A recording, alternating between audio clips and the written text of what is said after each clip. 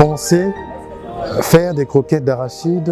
On essaie de répondre à un petit souci que nous avons souvent dans les manifestations, où il faut avoir un plateau de croquettes à part, un plateau d'arachide à côté. Et on s'est dit, mais tout le temps on n'a pas les moyens de s'acheter soit les croquettes, soit l'arachide. Et pourquoi ne pas faire en sorte que nous ayons un seul produit, c'est-à-dire Ngouba, croquettes en un seul produit.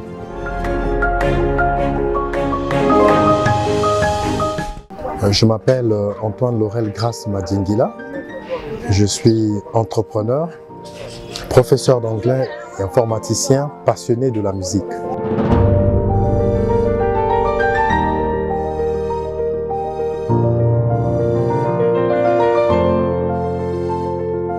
Je viens d'une ville agricole, Nkaï. C'est là où on produit plus l'arachide. Et bon, penser faire des croquettes d'arachide, c'est...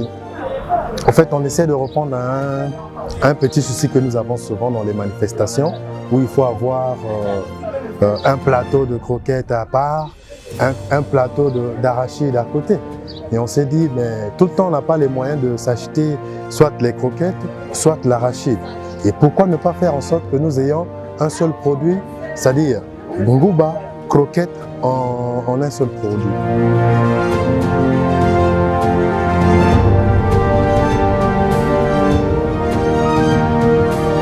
L'appréciation sur le marché, c'est vraiment, elle est très remarquable. D'où nous avons eu un slogan qui dit c'est Tokos, en plus c'est moins cher. Parce que les clients nous ont donné ce retour-là. En tout cas, tous ceux qui sont passés dès le premier jour sont revenus quelques jours après. Pour dire que vraiment ils ont aimé, ils ont acheté des petites bouteilles au départ, mais le lendemain quand ils sont revenus c'était pour des grandes quantités. Donc pour moi c'est une satisfaction.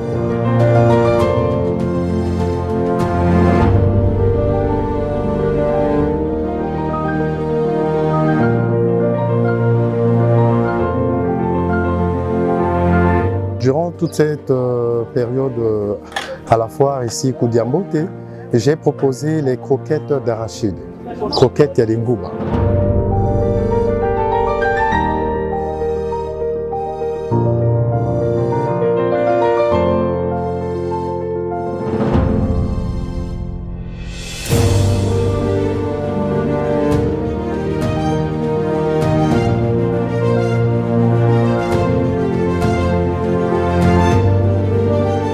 Donc c'est la raison pour laquelle nous sommes venus ici exposer un peu notre technique, disons notre savoir-faire sur cette transformation agricole.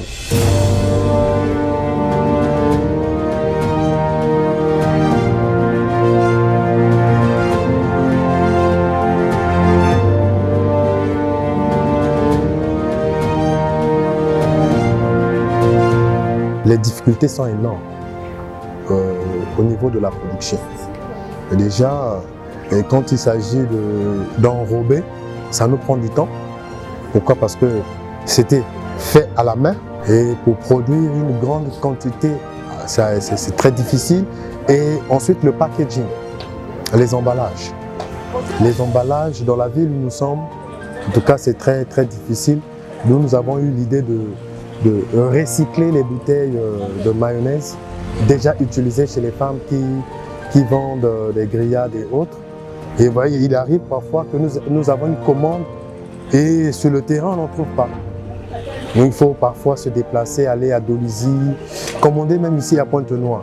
Et le transport à Pointe-Noire, de Pointe-Noire en Nkaï, parfois on a des bouteilles déjà cassées avant même qu'elles soient utilisées.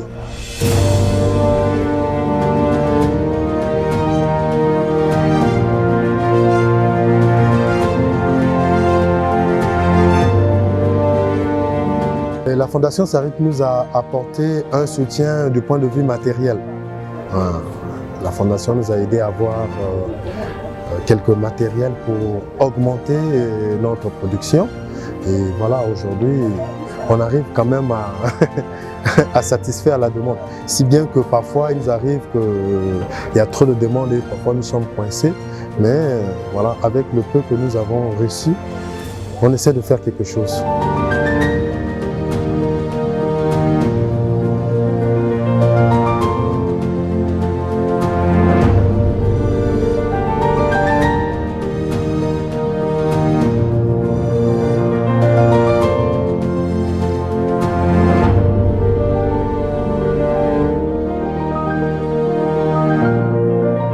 On voit par rapport à notre étude de marché, et bon, on a vu à quel niveau le client est capable de payer. Disons, le Congolais est capable de payer. Donc c'est ça qui fait que nous puissions avoir des produits de bonne qualité, mais à un prix bas.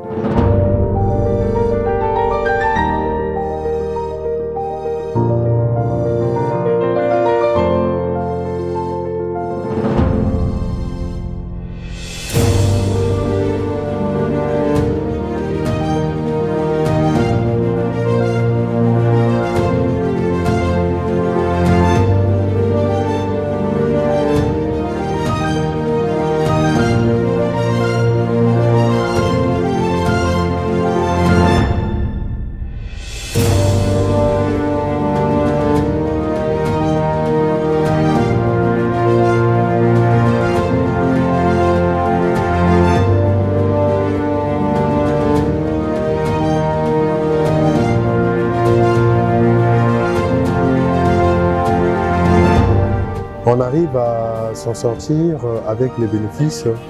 Voilà. L'idéal, c'est produire en grande quantité pour que cela ne puisse pas vraiment trop secouer la structure.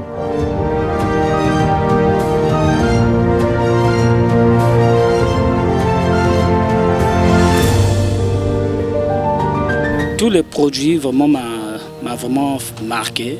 Les croquettes, j'ai aimé et j'ai dégusté même vraiment. C'est vraiment très flattant. Hein? Pour la première fois que je déguste des croquettes faites à base des arachides, je suis vraiment ravi. Et si vraiment que cette exposition-là pouvait se faire encore peut-être prochainement, ou encore avec vraiment l'aide de nos autorités, qu'ils essaient un peu de réfléchir comment pouvoir accompagner ces artisans transformateurs et transformatrices à mieux faire encore, pourquoi pas, pour que au moins que ça soit une marque congolaise, même à l'étranger. À l'avenir, nous aimerions élargir notre production, c'est-à-dire qu'elle ne se limite pas seulement en Kayi, hein, parce que déjà, satisfaire un Kayi, c'est difficile pour nous, mais combien de fois Brazzaville. Donc nous sommes en train de voir comment desservir voilà, tout le pays, être un grand fournisseur et une référence de marque au niveau national.